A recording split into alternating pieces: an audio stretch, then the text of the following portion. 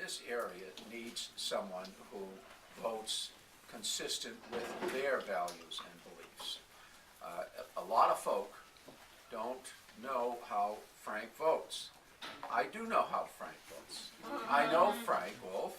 Frank Wolf's been a friend of mine, but he knows that, as much as anybody, and I've told him this face to face, so he has no reason to suggest I'm talking behind his back. I've said this to his face, that Frank is not representing the interests of, I think, a majority of his constituents, and Jeff will. Now, let me just give you a couple examples of what I'm now. Frank Wolf's role. When we had the balanced budget amendment, Frank was reluctant to support it because he supported the Republican Party line. But more importantly, when George Bush was president, Frank did not want to go with PAYGO. Eliminated this responsibility to be fiscally responsible. So now he talks about this advisory commission. It's to clean up the mess that he contributed to. He voted against being fiscally responsible.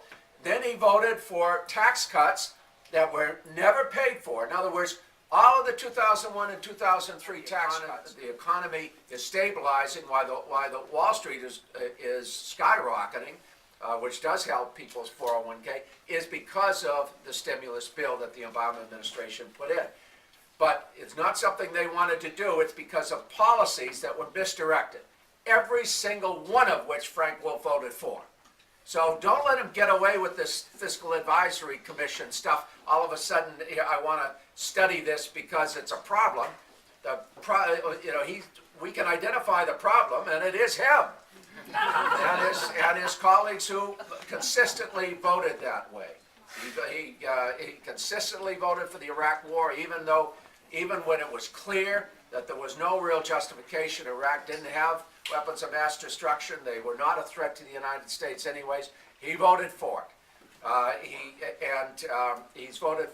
He voted for the $900 billion of Medicare Part D, which was never paid for. This deficit situation is as much his doing as anybody else's, and he ought to be held accountable for it by his constituents. Votes, despite his rhetoric, his votes have been fiscally irresponsible, and I don't think on the major votes that he has voted consistently with the interests of this district. That's why I'm here.